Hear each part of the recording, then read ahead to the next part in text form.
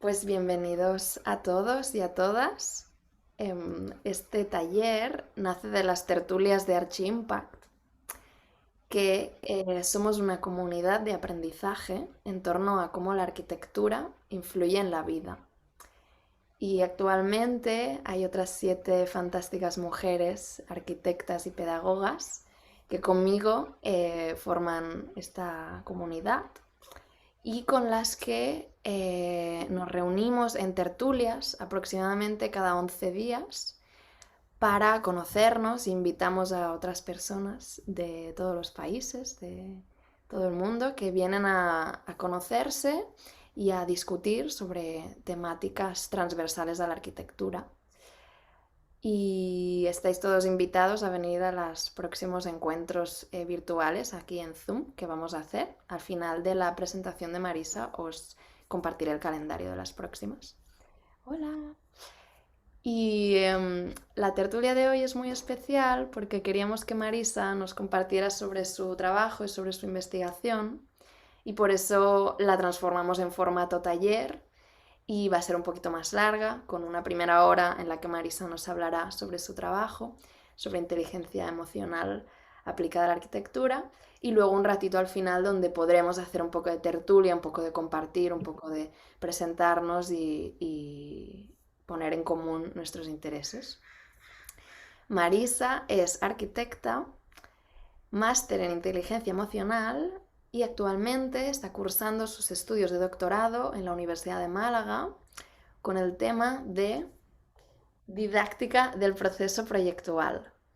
Así que le paso la palabra y nos vemos al final de la tertulia. Pues vamos a empezar.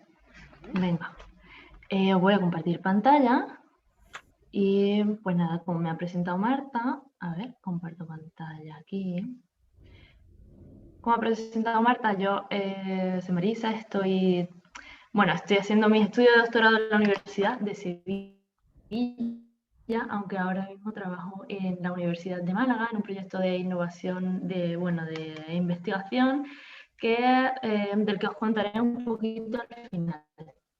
Pero bueno, hoy venimos a hablar de lo que no se puede tocar y bueno, para hacer una mirada desde la inteligencia emocional hacia la arquitectura, ¿no? Y cómo yo he trasladado esos estudios esos estudios en el máster a lo que es mi breve apunte, ¿no? De lo que yo entiendo y dónde se ubica para mí esto del tema de la emoción, ¿no? De lo emocional. Entiendo que la arquitectura se encuentra en medio de aspectos tangibles e intangibles y que aspectos tangibles como la materialidad, la textura, la luz, la sombra, bueno, aspectos que prácticamente se nos enseñan en las escuelas, ¿no?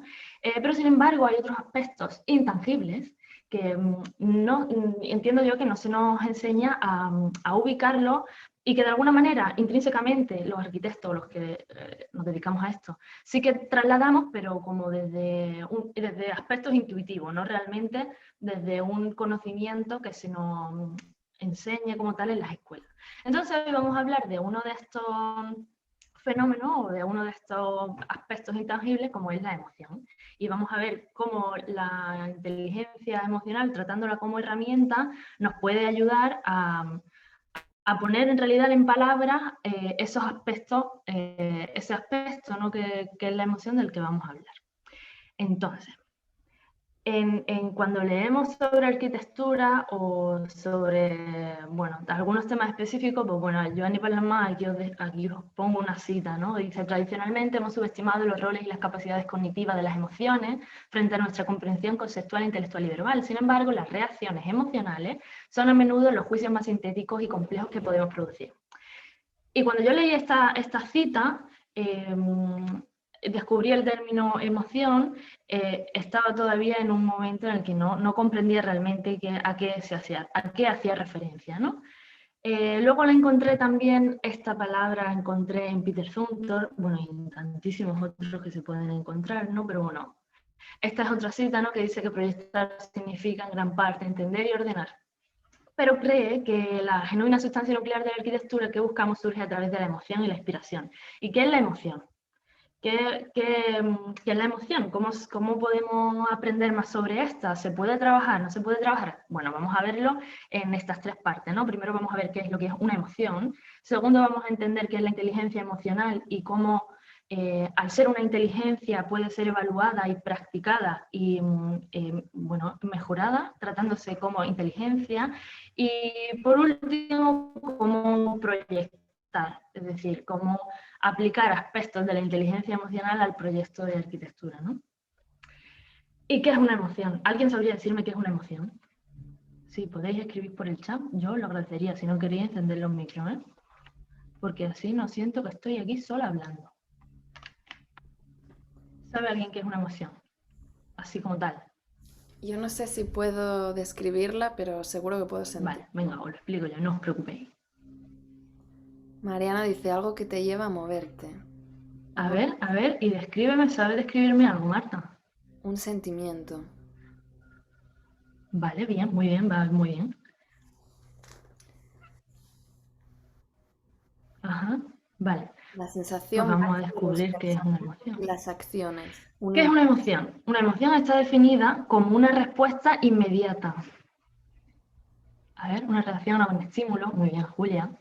Una energía en movimiento, muy bien. Un impulso, exactamente. Es un estímulo externo o imaginado que se produce fuera de nosotros o en nuestra cabeza, que se da en cada uno de nosotros a nivel fisiológico, es decir, que ocurre algo en el cuerpo. A nivel evaluativo, es decir, que en nuestra cabeza se van sucediendo distintos pensamientos, y a nivel conductual, porque ese estado corporal y ese estado mental nos lleva a elaborar una conducta, ¿no? A realizar una conducta. Por ejemplo, a ver, aquí.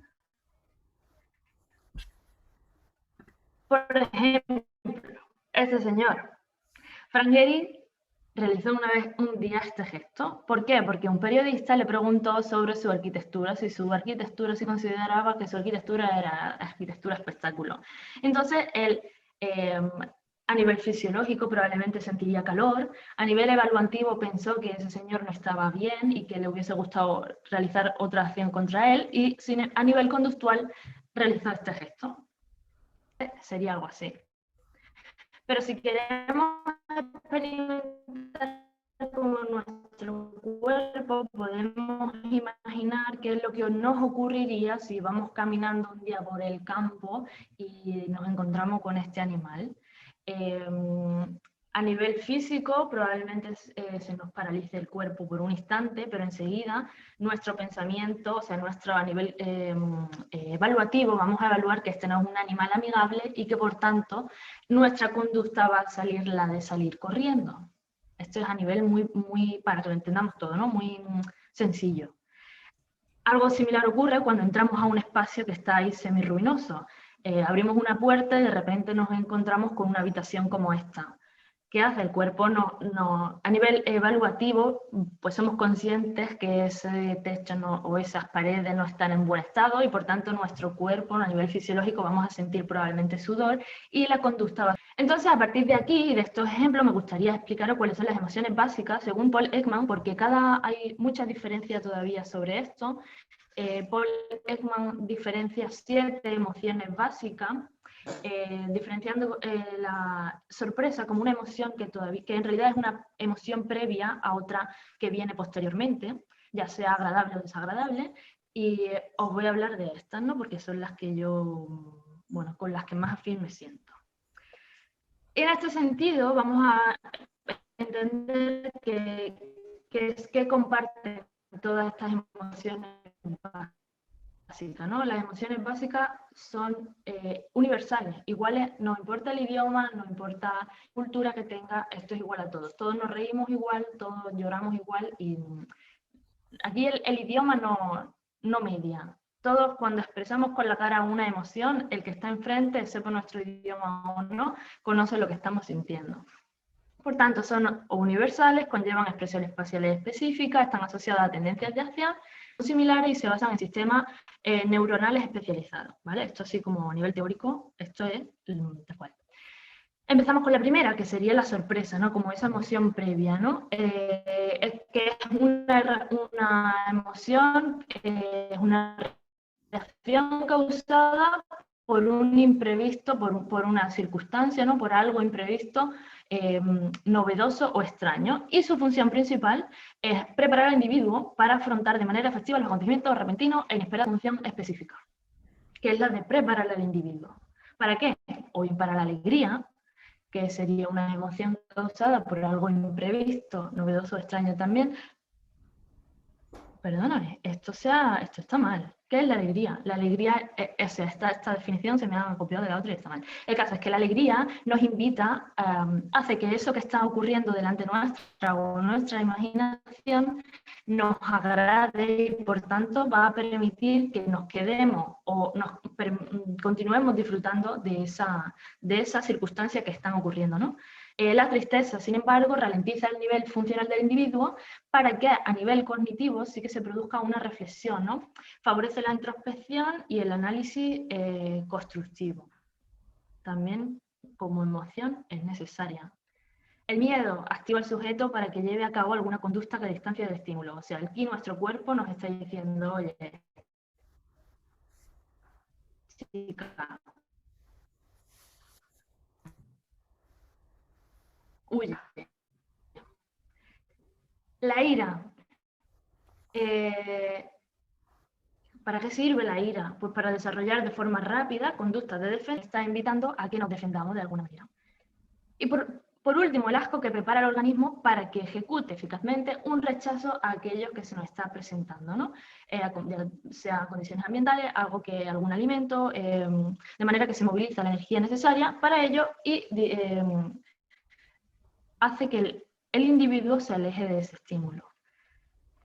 Aquí, como cuadro resumen, os dejo, ¿no? Bueno, la función principal de todas estas emociones básicas es la supervivencia. O sea, yo lo entiendo algo así como si el sistema inmunológico es el sistema de defensa interior de nuestro cuerpo, las emociones son el sistema de defensa con aquello que ocurre a nuestro alrededor o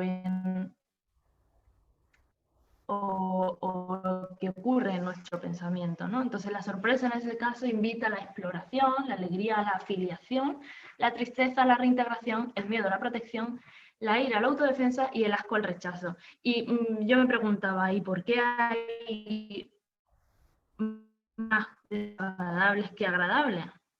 Pues porque nuestro cuerpo ha generado esta serie de conductas para defenderlo, ¿no? Y por tanto, en ese sentido, necesita como que haya ciertas emociones que... Luego existen otra serie de emociones, bueno, el resto de infinitas emociones complejas que ya sí que tienen que ver y tienen connotaciones más de aspectos culturales y experienciales, ¿no? Y bueno, ya a partir de ahí, pues el nombre que cada uno le dé a cierta emoción va a variar, va a ser un poco más diferenciador. Y en este sentido existe una herramienta fantástica que es el Mood Meter, que lo utilizaban principalmente y lo crearon principalmente para trabajar con niños pequeños. Y este Mood Meter, que lo vamos a utilizar hoy en varias ocasiones, necesito que lo entendáis bien. De hecho, si le queréis hacer una foto con el móvil, pues me parece fantástico. Se divide, tiene dos variables. Una variable es el sentimiento, es decir, o la sensación. Si sentimos que en nuestro cuerpo la sensación es agradable o desagradable.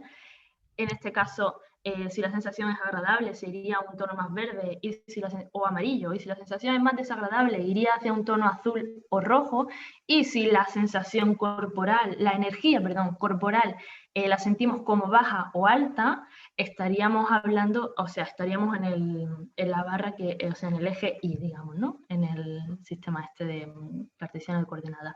Entonces, en este sentido, por ejemplo, y ejemplificando cada uno de los puntos, que luego veremos cómo ahora veremos cómo se aplica a la arquitectura, ¿no? Podríamos decir que en un color verde, en un tono verde extremo, diríamos que estamos en un estado, una sensación muy agradable y una energía muy baja. Podríamos estar perfectamente haciendo una actividad del tipo ver una película relajados en nuestro sofá o leer un libro, contemplar el paisaje, es decir, actividades que nos activan a nivel corporal, cuya energía corporal es muy baja, pero que tenemos una sensación pletórica, ¿no? que nos hacen sentir muy bien. En el aspecto desagradable, ¿no? Y la energía muy baja, pues tendríamos una depresión que probablemente no nos permitiría movernos de la cama, ¿no? Si nos vamos en este mismo nivel de desagradabilidad y una energía alta, arriba del todo, el cuadrante rojo más extremo, estaríamos en un, pues bueno, para salir corriendo a la calle porque estamos a un nivel de energía muy alto y estamos en una sensación muy desagradable, ¿no? Quizás cuando hemos tenido un conflicto muy grande con alguien o con algo. Y en el otro extremo, el amarillo más intenso, pues estaría esos aspectos que nos harían irnos de fiestas eufóricamente porque nos ha pasado algo súper bueno. ¿Vale? Esto para que os quedéis aquí con el Mood Meter como herramienta. Y ahora veremos su aplicación, posteriormente veremos su aplicación en la arquitectura, ¿vale?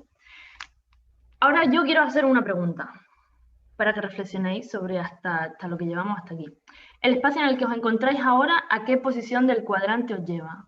Si miráis a vuestro alrededor, las sensaciones que tenéis en vuestro cuerpo, o sea, las sensaciones que tenéis en ese espacio, ¿son agradables o desagradables? El nivel de activación al que os lleva, ¿os invita a estar relajados leyendo un libro o os invita a pensar mucho, a hacer una actividad mucho más dinámica? Entonces, os voy a compartir una aplicación. Ahora mismo voy a dejar de compartir pantalla. Os voy a compartir por aquí, por el chat, esta aplicación en la que tenéis que entrar únicamente al enlace. Entráis al enlace, ponéis vuestro nombre y yo voy a compartir la pantalla y vamos a ver quién va entrando. Os explico. Aquí. Si vais entrando a la aplicación, lo único que tenéis que hacer, mira, he entrado, por ejemplo, vale, hipopótamos. Perfecto, pues coge una personita y ubícate en el cuadrante en la posición en la que creas que te lleva a ese espacio. Si te lleva a un estado más de calma, por ejemplo, el mío está aquí arriba, es este que muevo ahora. Y ese porque a mí este espacio me lleva a estar, es un espacio que me hace estar agradable, pero a la vez me activa. Cuando, ¡uy! ¿Quién me está moviendo la imagen, chiquillo? Cuando, bueno, coge solo la personita, perfecto.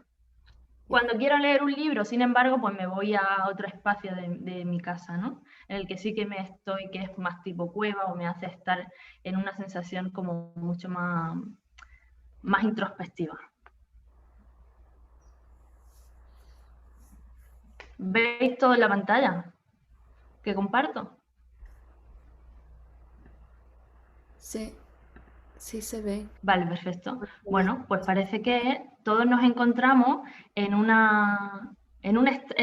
espacios que nos llevan a estar a un estado agradable, bastante agradable, y sí que predominan los espacios más que están en calma. El caso es que a mí me encantaría que con esta herramienta pues reflexionéis acerca de los espacios que tenéis en vuestra vivienda y a qué estados emocionales o a qué estado, bueno, a qué estado en general os lleva y que os observéis, o sea, cuando estáis quizá en un estado más introspectivo, más de tristeza, en qué espacios movéis, ¿no?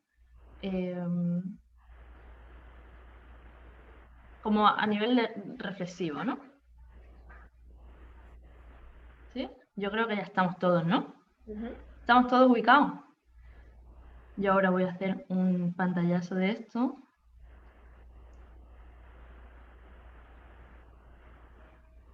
Fantástico. Y me lo guardo. Y ahora vamos a continuar. Vale. Pues ahí hemos analizado, o hemos visto, o hemos reflexionado dónde más aproximadamente nos encontramos todos, ¿no? ¿Cuáles son esos espacios en los que ahora mismo nos encontramos? Voy a compartiros ahora de nuevo el PowerPoint y vamos a continuar. Vale. ¿Qué ha pasado? A ver. Un momento. Aquí. Perfecto. Vale, vamos a continuar. ¿Y qué es lo que ocurre? Porque es necesario también que entendamos cuál es la diferencia o cómo de unidas están la emoción y la razón. Yo os voy a contar una historia. Este señor, Phineas Gage. Phineas Gage, que en el año 1848 estaba trabajando en el ferrocarril que unía dos ciudades cercanas y resulta que bueno, estaba explosionando una piedra para poder permitir la continuidad de la vía y resulta que al introducir lo que sería el explosivo, la pólvora, tenían que darle con una vara metálica, o sea, una vara de acero, y sin embargo no le echaron un producto que tenían que echarle previamente. El caso es que, yo no entiendo de esta técnica, ¿no? Pero el caso es que al introducir la barra y hacer que la pólvora explosionase, no la introdujo de manera adecuada, de manera que la vara saltó y le atravesó la cara de esta manera. Gracias a este hecho, bueno, este señor sobrevivió, pudo hablar tras el accidente, no le afectó a ninguna función aparentemente, y cuando el médico le estaba operando, él estaba consciente y estaba bien. El caso es que días posteriores se dan cuenta de que Phineas Gage ha cambiado totalmente su comportamiento. Ahora ya no es una persona cuerda, podríamos decir, sino que realiza actos extraños. Por ejemplo, orina de repente en donde le parece, tiene actitudes poco racionales. Bueno, se dan cuenta que tiene una serie de actos, que realiza una serie de actos extraños. Y es aquí, a partir de este momento, 1848, en realidad es hace poco tiempo, cuando empiezan a reflexionar y analizar acerca de la unión, o sea, de lo unidas que están la emoción y la razón. ¿Vale? Es aquí cuando comienza la historia, digamos, de este estudio, ¿no? De este tipo de estudio, ¿no? Este caso ha sido muy analizado y está muy bien descrito por Antonio Damasio en el libro de El error de Descartes, que habla de la emoción y la razón. Y yo lo quiero ejemplificar de la siguiente manera. Imaginaos que vais andando por un paso de peatones, se abre el semáforo y vais cruzando y lleváis muchos planos y muchos documentos, la memoria de un proyecto que tenéis que entregar. No sé, ¿no? Cualquier cosa. Y de repente alguien os da un empujón y se os cae todo al suelo. Bueno, ¿qué sensación corporal sentís? Pues a mí me daría un montón de rabia, un montón de... Vamos, estaría muy activa y me entrarían ganas de decirle varias cosas a ese señor o a esa señora. El caso es que me levanto, te levantas, por ejemplo, y giras y ves que esa señora o ese señor lleva lleva un bastón porque parece que es ciego. Entonces tu estado corporal probablemente cambie y reflexiones y te importe menos lo que realmente ha ocurrido. ¿Vale? Es ahí donde está la conexión entre emoción y razón. Es decir, no podemos, no existe, no podemos trabajar, no podemos elegir, no podemos reflexionar si en esa reflexión o en esa elección no interviene la emoción. Es decir, que primero sentimos y luego pensamos. No podemos tomar una decisión sin que la emoción participe en ella. Y esta reflexión me gustaría, o la he compartido porque es algo que no se tiene en cuenta, o que no se tiene en cuenta, sí se tiene en cuenta intrínsecamente, pero a la hora de proyectar como que, bueno, ahora lo iremos viendo, como que no está bien definido, ¿no? Os quiero hablar de inteligencia emocional. La inteligencia emocional, ¿alguien ha escuchado hablar de inteligencia emocional? ¿Y qué autor, si os recuerda algún autor este término? Uy. Daniel Goleman. Ay, muy bien, ese autor fantástico. Muy bien, muy bien. ¿Alguien más? Sí, yo me acabo de leer el libro de Mark Brackett, que lo acabas de mencionar, pero... Maravilla. Sí. Muy bien. Pues sí, Daniel Goleman es uno de los autores que más ha difundido este constructo como inteligencia emocional. Y bueno, ahora veremos algunas diferencias, ¿no? ¿Qué no es inteligencia emocional? Inteligencia emocional no significa estar siempre feliz y contento, o en este caso que el espacio en el que nos encontremos siempre nos invite a estar feliz y contento. No es siempre expresar lo que sentimos o ser muy emocionales, tampoco es siempre ser simpático y bueno, y tampoco es que nuestra inteligencia emocional venga determinada genéticamente y sea inalterable. ¿Qué es la inteligencia emocional? La inteligencia emocional es una habilidad para percibir, facilitar y comprender y regular las emociones O sea, para gestionar las emociones, no para controlar. Aquí no se está controlando nada, sino para gestionarlas. Esta definición la realizan Mayer y Salovey en 1997, pero son ellos quienes en 1990 construyen este constructo de inteligencia emocional. Construyen esto a partir de las definiciones de las inteligencias múltiples de Howard Gardner. Y es posteriormente Daniel Goleman quien difunde el término de una manera menos científica. O sea, estos señores trabajan desde la cientificidad, mientras que Daniel Goleman sí que difunde este término y este concepto como aspecto más que tiene otras consideraciones, ¿no? Como un modelo mixto, y veremos que el modelo que se trabaja a partir de Mayer y Salovey es el modelo de habilidad. Este modelo está científicamente demostrado y un modelo, o sea, ¿qué es un modelo, no? Al final un modelo es una serie de pasos o de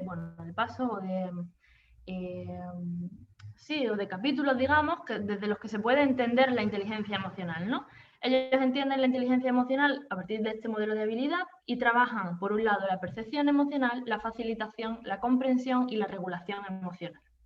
A partir de estas 4 ramas, que se llaman, se puede, trabajando cada una de ellas, se ha comprobado científicamente que la inteligencia emocional aumenta y por tanto mejora las relaciones personales, o sea, las relaciones interpersonales e intrapersonales.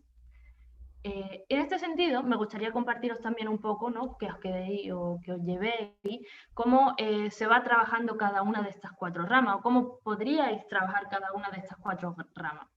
En este sentido, la percepción y la expresión emocional, que sería la primera rama que se trabaja, consiste en identificar básicamente nuestras emociones en nuestros propios estados físicos, sentimientos y pensamientos, percibir las emociones en otras personas, percibir el contenido emocional en el entorno, las artes visuales y la música. Y en este sentido también percibir, ¿por qué no?, el contenido emocional del espacio, de los espacios en el que nos encontramos, ¿no? Para trabajar la siguiente rama consistiría principalmente en... Esta segunda rama es un poco más difusa, pero en realidad lo que consiste en generar emociones para optimizar nuestra toma de decisiones y nuestra memoria, para generar emociones que nos permitan relacionarnos mejor con otras experiencias de otras personas, ¿no? Seleccionar problemas en función de nuestro estado emocional, porque claro, como hemos dicho, emoción y razón están muy vinculados y por tanto en función de nuestro estado emocional, porque un día nos levantemos de X manera, vamos a tomar las decisiones a lo largo de todo ese día, ¿no? Si podemos de alguna manera facilitarnos otro tipo de emociones a través o bien de la música o a través bien de, bueno, no sé, ¿no? Aquí he puesto a esta fiesta, ¿no? Podríamos tomar, o sea, poder seleccionar mejor aquellas decisiones que a lo largo del día podamos tener, ¿no? Que no significa eliminar o cambiar una emoción por completo, sino facilitarnos en un momento puntual una emoción determinada y posteriormente continuar experimentando aquellas que tengamos que experimentar, ¿no? La tercera rama sería la comprensión emocional y esta incluye muchísimo el término de empatía, ¿no? Porque a partir de, o sea, en esta rama se trabajan pues aspectos que tienen que ver con el comprenderme a mí, el qué motivo me ha llevado a mí a sentirme de esta forma, qué motivo ha llevado al otro a aquella emoción, ¿no? Y en ese sentido, a nivel arquitectónico, pues, ¿qué aspectos de este espacio me están llevando a la calma? ¿O qué aspectos de este espacio me llevan a un nivel de activación corporal más alto, ¿no? Y por último, la rama de regulación. Que la regulación no sería otra cosa que, pues eso, regular nuestros estados emocionales. Y esa regulación puede servir, o bien, como hemos dicho antes, pues para poder tomar unas ciertas decisiones de manera acorde y sin que en ella intervenga mucho ese estado emocional si nos sentimos muy irritados, o también para manejar eficazmente eso, ¿no? Nuestras emociones para alcanzar unos resultados deseados. El caso es que yo ahora os voy a compartir mi TFM que realicé en el máster de inteligencia emocional, al cual lo titulé Proyecta, y realicé con los tutores eran Pablo Fernández Berrocal y Alberto Mejía. El caso es que aquí yo introducía cómo llevar estas 4 ramas a los estudiantes de arquitectura y por qué consideraba que era importante, ¿no? A partir de una serie de conceptos que incluían cada una de las ramas, es decir, en la rama de percepción y expresión emocional, pues lo llevaba al concepto de viajar, ¿no? Porque viajar te hace estar abierto a otras experiencias y experimentar, ¿no? Bueno, la rama de facilitación ahora os voy a ir compartiendo los distintos ejercicios que yo lo que pretendía era establecer un programa de 14 sesiones, porque la inteligencia emocional se trabaja, a ver, Pablo Fernández Ferrocal y el equipo de laboratorio de emociones de la Universidad de Málaga crearon un proyecto, o sea, un programa que se llamaba Programa Intemo. Este programa incluía 14 sesiones y era para desarrollar la inteligencia emocional en alumnos de secundaria. Yo lo que quería hacer era trasladar este programa a alumnos de arquitectura, porque entendía que si los alumnos de arquitectura eran más inteligentes emocionalmente, en primer lugar, iban a desarrollar mejor, iban a tener más bienestar a lo largo de la carrera. Por otro lado, iban a tener mucha más comprensión, mucha más empatía en relación a las personas para las que iban a proyectar, ¿no? Bueno, las 4 ramas se trabajaban en 3 niveles, a nivel intrapersonal, interpersonal y trascendental, y la serie de actividades que yo proponía, bueno, os presento algunas, ¿no? Pues a través de la primera rama, que es percepción y expresión emocional, pues lo que yo pretendía era que con este tipo de actividades se acercaran a la percepción y la expresión emocional a través del arte. Y esto podía ser, por ejemplo, visitando un museo y cómo en el museo, pues las diferentes obras de arte que nos transmitían. Luego, en la rama de facilitación, el objetivo era reconocer qué emoción facilita cada espacio y la actividad que se realiza en él. Es decir, comprender que cuando yo estoy en una ciudad, quizás mi recorrido lo establezco en base a la emoción que yo tengo ese día o en base a la sensación corporal que yo tengo ese día. Y que el espacio de la ciudad, probablemente yo lo busco o bien porque quiero que el espacio modifique mi estado emocional o bien porque quiero que el espacio acompañe mi estado emocional. En la tercera rama, bueno, trabajaba actividades de role-playing, sobre todo en los alumnos de arquitectura, ¿no? Para que observasen y se diesen cuenta de cuáles eran las reacciones y comprendiesen al compañero.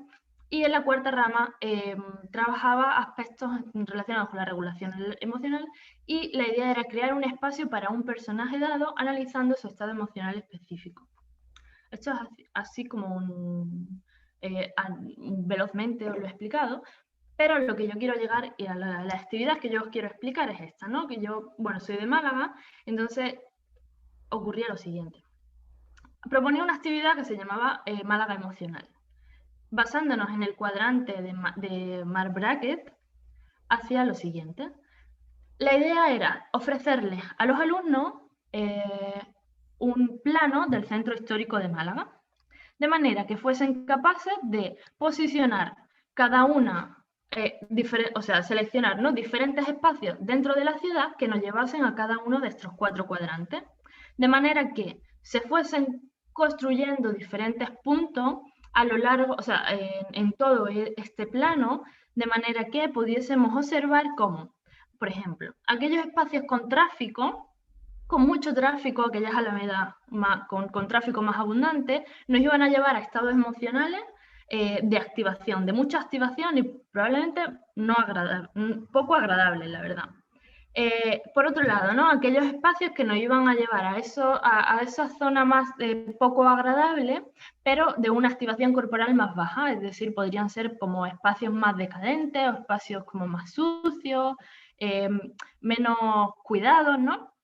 Por otro lado, espacios, ¿qué espacios encontrábamos en la ciudad de Málaga que nos llevaban a ese estado de calma y a la vez de agradabilidad, como podrían ser los parques, el paseo del parque, el paseo de, bueno, pues las distintas zonas verdes que puede haber en el centro de Málaga? Y por último, ¿qué qué espacios iban a invitarnos iban a llevarnos a ese estado más de agradabilidad, ¿no? Como podrían ser las plazas de Málaga, que están siempre llenas de gente y mucho alboroto, ¿no? De esta manera lo que conseguiríamos era observar y comprender cuáles son y cómo se distribuyen esos distintos espacios y esos estados emocionales dentro del centro histórico de Málaga.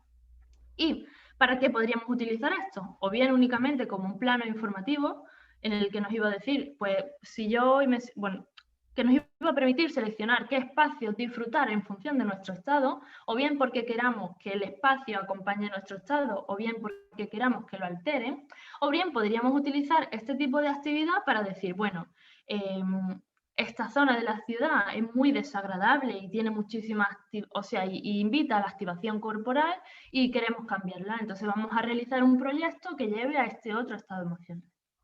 Esa era la idea de este proyecto mío, final de máster, ¿no?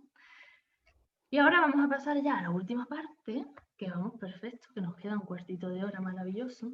Y la idea de proyectar no es otra que nos acerquemos a la arquitectura comprendiendo y entendiendo, como ya definía en la definición que hacía de este taller, ¿no?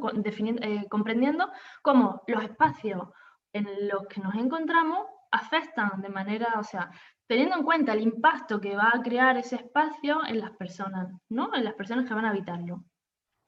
De nuevo, aquí tenemos nuestra herramienta fantástica. Por ejemplo, este espacio, no sé quién ha estado, si habéis estado en el Museo Judío de Daniel Levinsky, pero todo el que ha entrado en este espacio me dice que la sensación es muy desagradable y que quieren pasar rápido, que no quieren permanecer ahí porque genera mucha angustia. No sé si alguien que haya estado lo puede corroborar. Yo te lo puedo corroborar, Marisa. Es cierto, ¿verdad? Es más, cuando vi el programa de hoy, empecé a pensar a ver qué edificios me habían emocionado mucho y es el primero que me salió, pero inmediatamente. Es que es fuertísimo. Además, tuve la suerte de visitarlo cuando estaba acabada la obra de Daniel Libeskind, pero todavía no se había llenado como museo. Es decir, la museografía no estaba, solo estaban las paredes, estos ángulos tan agudos, tan cerrados, que ya el Feng Shui ya te lo dice también, ¿no? Que son muy agresivos. Y recuerdo especialmente una escalera que va subiendo y acaba en un muro. O sea, no vas a ninguna parte, ¿no? Esta sensación de angustia de cuando entraba la gente en los campos de exterminio nazi, no sabían qué pasaría. ¿No? Sí, es fuertísimo, fuertísimo lo que pasa en este museo. Y Daniel Libeskind consiguió esto. Sí. Lo consiguió, o sea, el trabajo del arquitecto es genial, o sea, responde al encargo perfectamente, sí. Claro, pues esto es lo que él quería transmitir, ¿no? Esa sensación de salir corriendo de ahí. Otro espacio que lleva probablemente a un estado opuesto es las termas de Val de Peter Zumthor. Yo no sé, pero yo me imagino... También he estado. ¿Y me confirmas que el estado es de relajación absoluta? Sí, de un placer que quieres no salir de allí, que no se acabe el tiempo. Invita quizá a la introspección, este espacio. Hay de todo, es variado, es que hay espacios muy variados. Sí, los hay que sí, y los hay que no, que te euforizan. Es como un surtido variado de espacios. Sí, yo también he estado y también el lugar y el paisaje es como increíble, ¿no? Te quieres ahí tumbar viendo sobre las montañas. Exacto. Introspectivo. No te invita a salir corriendo, ¿no? No, que va. No, desearías no salir nunca. Y si me permites, me ha venido a la cabeza otro espacio en el que aquí la emoción fue de sorpresa porque había cambiado mi opinión previa, ya que ha sacado a José Antonio Goder, que lo tuve de profesor hace 55 años, su casa de pescadores en la Barceloneta. Y viéndolos, para los que no sois del gremio, supongo que casi todo el mundo es del gremio, pero para el que no lo recuerda, la planta de la casa de pescadores, las paredes son todas inclinadas, no hay ortogonalidad. Y claro, tú que estás acostumbrado a que todos los espacios son ortogonales, dices, qué cosa más rara que ha hecho este tío, ¿no? ¿Y por qué será tan bueno? hasta el día que entré, la sorpresa de calidad de espacio, de cómo trata la luz, cómo te entra la luz, es que es una maravilla. Es que es una maravilla. Vale, perdona la Qué bien, introducción. me la anoto. Nada, nada, nada, maravillosa. Maravilloso compartir.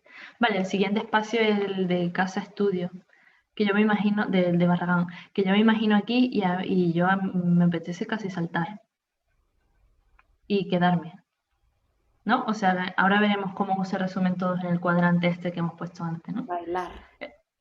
Bailar, ¿verdad? Te apetece mover el cuerpo y quedarte. Activación y permanecer en el lugar.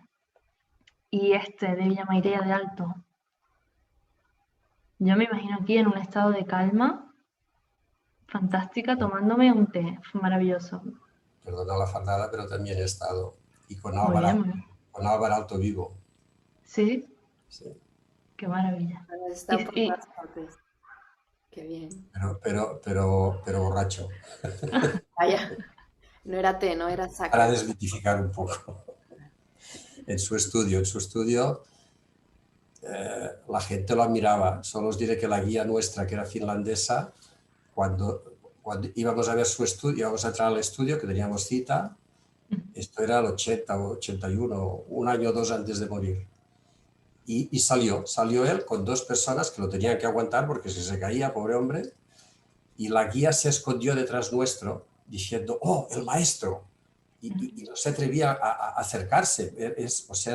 Había una admiración, bueno, creo que es de las pocas personas vivas que han tenido monumentos estando vivos. Pero sí, es una maravilla esto. Y ya la última que quería así compartir, bueno, era este espacio que es totalmente distinto a los que hemos visto antes, pero sí que es un espacio que crea un ecosistema urbano y lo que invita es a la relación. Es decir, que pensemos muchas veces, que creo que estaría también interesante qué tipo de relaciones va a generar nuestro espacio, ¿no? Y en este sentido, pues ubico aquí, así más o menos, como yo me lo imagino, en qué posición se encontraría dentro del cuadrante de Marc Brackett cada uno de los distintos espacios y cómo la arquitectura puede hacer y puede llevarnos a determinadas sensaciones, ¿no? Y sentimientos y emociones, ¿no? Y por último, casi que ya terminamos, cómo bueno, os comparto aquí donde estamos trabajando ahora, ¿no? Cómo lo estamos llevando a la práctica o cómo desde donde estoy trabajando ahora, que es la Universidad de Málaga, en el proyecto de investigación, se está volcando un poco ¿no? Esto que os estoy contando, ¿no? Esto de llevar la inteligencia emocional y las emociones a la práctica. En este sentido, hablamos de un proyecto que, bueno, lo cuento brevemente porque el proyecto se encuentra en una fase muy iniciática y casi que conceptual todavía, ¿no? Entonces, el proyecto nos encargan desde la Universidad de Málaga que 2 aulas las tenemos que unir porque va a ser un espacio de experimentación para la docencia. Entonces, alumnos de la Facultad de Educación tienen que experimentar ahí con niños de entre 3 y 8 años que van a venir de distintos colegios y van a practicar sus metodologías, las distintas metodologías que están trabajando en la facultad, ¿no? Entonces lo que proponíamos a nivel conceptual era que que este espacio debía ser un escenario vivo, ¿no? Un escenario vivo para el aprendizaje porque además teníamos que incluir la vegetación, porque eso es otro estudio que se está haciendo de cómo la vegetación influye en la docencia con estos niños, ¿no? Y bueno, así como resumidamente, cómo lo estamos aplicando es que nos estamos basando principalmente en que las relaciones que se establezcan dentro de estas 2 aulas, estamos trabajando primero en este espacio más cercano a nosotros, ¿no? Las relaciones que se establezcan en este aula y en estas bandas horizontales deben ser las siguientes, ¿no? Una primera banda que va a ser la relación consigo mismo y por tanto el niño se va a relacionar consigo mismo, ¿no? A través de la observación propia, la creatividad, el niño solo, bueno, digamos solo, ¿no? Trabajando con él a nivel artístico, manual, y por tanto la materialidad, el tipo de espacio debe acompañar esa introspección, ¿no? Eso es estar consigo mismo. Esa segunda franja hablaría consistiría en generar que el espacio genere actividades que permitan la relación con otro y por tanto, pues actividades más del tipo expresarse, escuchar, compartir con los demás. Y la activación corporal de la que estaríamos hablando sería media. Y por último sería, y sobre todo más relacionado ya con el espacio exterior, porque justo enfrente del aula tenemos un parque muy vegetado, ¿no? Estaríamos hablando de esa relación con el entorno, o sea, de compartir ya no solo conmigo, compartirme a mí, compartir con el otro y compartir con el entorno, ¿no? Cuidar el entorno, cuidar al otro, es decir, actividades que ese espacio invite a la activación corporal alta y por tanto la forma del mobiliario que va a haber, va a ser, va a generar, va a permitir que haya actividades de construcción, de cuidado, de respetar tanto la naturaleza como al compañero, etc. Este proyecto, bueno, aquí están mis compañeras o algunas de mis compañeras creo que están por ahí. En el momento que lo tengamos, yo encantada de poder compartirlo. Que creo que será en un par de meses o así, esperemos.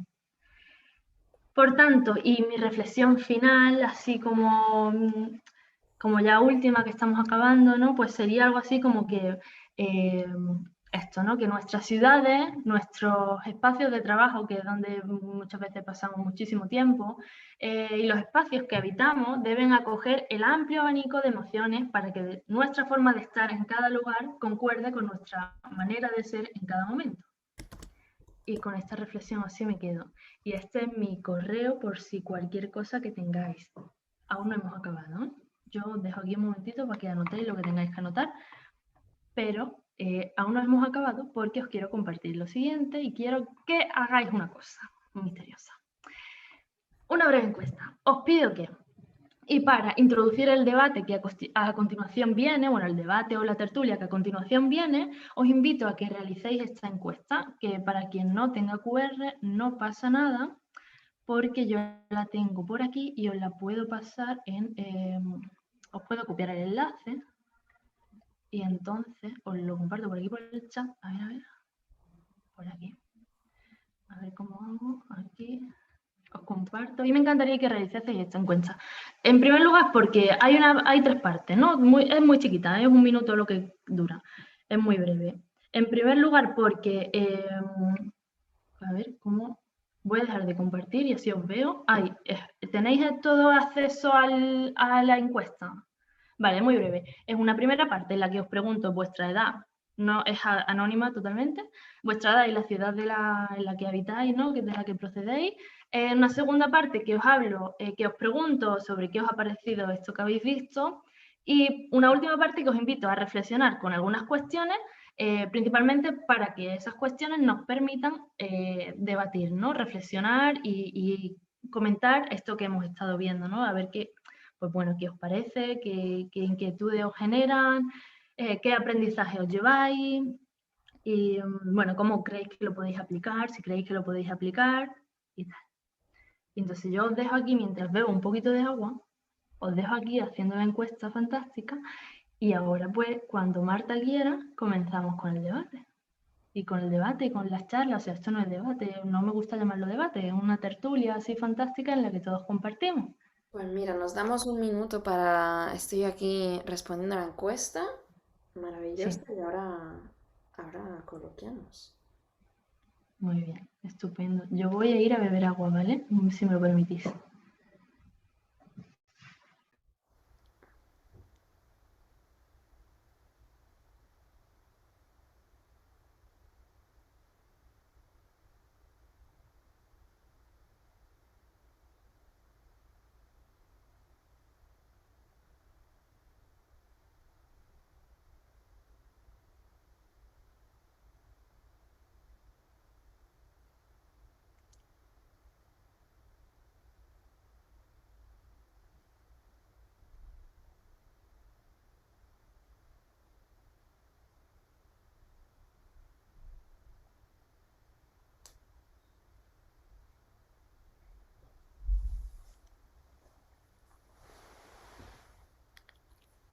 ¿Qué tal? Perfecto, ya terminé la encuesta. Muchas gracias, Marisa. Muy bien. Muchísimas gracias por vuestra respuesta. Gracias a ti, Marisa, por descargarnos toda esta información en la que llevas tiempo trabajando. Me ha gustado muchísimo, de verdad, escucharte. Gracias. Y Muchas gracias, muchas gracias. no quiero coger todo el tiempo, me encantaría escuchar de las personas que habéis venido. Algunas de vosotros no nos conocemos personalmente todavía, pues escuchar de vuestras experiencias, vuestras reacciones a lo que os he hablado, tal vez vuestra experiencia como arquitectos o diseñadores o educadores en relación con estas materias.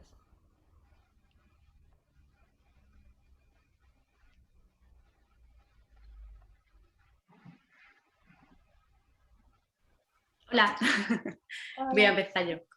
Que se pueden hacer preguntas, es que tengo, o sea, de verdad, qué bonito ha sido tu taller, me ha encantado. Todo el tema de las emociones, además, necesario, o sea, creo que es importante, siendo nosotros profesionales de una profesión que trabaja tanto con la sociedad, el que entendamos que las emociones forman parte, ¿no?, de la sociedad y de la ciudad y que hay que ser más empático, ¿no?, a la hora de construir y de entender esa visión. O sea que fantástico, Marisa, me ha encantado. Muchas gracias, muchas gracias. Y te quería hacer una pregunta en relación a también las emociones, y su relación con la experiencia personal de cada uno y con la memoria. Sobre todo me ha venido en relación al mapa, ¿no?, de tu TFM, porque mi pregunta sería en relación ¿entienden ese espacio lo mismo, por ejemplo, las mujeres que los hombres a la hora de señalar en qué espacio están más cómodos o menos cómodos? Porque yo creo desde mi experiencia personal que no, ¿no? O sea, hay algunas calles o itinerarios que nosotras, por ejemplo, no decidimos no cruzar, ¿no?, por aquí por Málaga, ¿no?, que lo conozco también. Y en cambio, pues hay hombres que ni se plantean que eso no es cómodo, ¿no? Entonces me parece interesante, ¿no?, esas emociones que parece que hablamos en genérico, pero no es así, ¿no? Porque también tiene esa base cultural y esa base de experiencia personal de cada uno que varía y que hace que cada uno en esa tabla pues se coloque en un punto diferente. Totalmente. O sea, no sé qué opinas. Totalmente, la experiencia personal es fundamental y bueno, esa línea fina o gruesa en función del género, pues va a marcar totalmente el espacio en el que queramos atravesar, desde luego, totalmente. O sea, totalmente de acuerdo, va a haber una diferencia muy grande de si o sea, estaría súper interesante hacer esa actividad con chicos por un lado y con chicas por otro y a ver qué ocurre. Porque la diferencia podría ser muy grande, porque habrá chicos que sí que se atrevan a pasar por eso que tú has comentado, ¿no? Por determinadas calles, y hay chicas que pues que no se atreven. Y luego también otra cosilla, que ya lo suelto todo. Y luego también otra cosilla con el último ejemplo, bueno, no sé si es el último ejemplo, ¿no?, pero en el ecosistema urbano, que casi ya parece como una especie de actuación de urbanismo táctico, y leí el otro día una referencia con respecto a ese tipo de actuaciones que están siendo como muy... En fin, hay como muchas opiniones diversas y también muchas emociones diversas con respecto a eso, ¿no? Hay gente que no le gusta nada y hay gente pues que le encanta, ¿no?, y está feliz. Y hay detrás también una respuesta de plantear que esa emoción también está relacionada con tu ideología o con lo que tú quieres transmitir a las otras personas. O sea, el hecho de que tú pintes de esa forma, elijas esos colores tan llamativos que te transmiten pues esa actividad, ¿no?, la energía alta, pues también hace que estés reivindicando que la calle, que era un espacio que antes era público peatonal, pues ahora agresivamente va a ser también para los peatones, ¿no? Y es esa emoción chocante la que uno quiere transmitir. O sea, que también está esa parte de ideología y de que tenemos el poder de indicar más o menos cómo te tienes que sentir, ¿no?, que es lo peligroso, diría yo también. Claro, no sé. Ya a partir de aquí, o sea, la idea es, con esto que yo comparto, ¿no?, o que me encanta compartir, es que a partir del conocimiento y la conciencia de la importancia de las emociones y de la relación con los espacios, que ya cada uno, en base a sus experiencias y a lo que quiera transmitir, pues diseña. O sea, aquí no se trata de que hagamos todos lo mismo, ¿no?, sino que es a partir de este conocimiento como base el que ya cada uno, pues bueno, va a interpretar su realidad a su manera, ¿no?, y en base a sus experiencias. O sea que bueno, pues, y a mí me podrá gustar más y me podrá generar emociones más agradables, y quizás hay otros espacios que me generan, o sea, que a lo que a una misma persona le encanta, a mí no me parece tan adecuado, pero bueno, eso ya está en cada uno.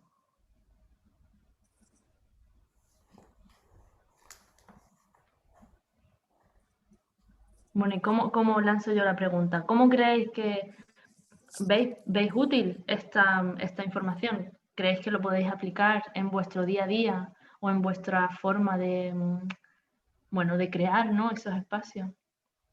Creo que esa es una de las preguntas de la encuesta. Veo una mano levantada por aquí. A En ver, cualquier momento de pausa y de silencio, Paula y quien queráis, nos podemos claro. lanzar y hablar y comentar. Hola, yo soy Paula. Marisa, me ha encantado. He pasado un rato muy agradable.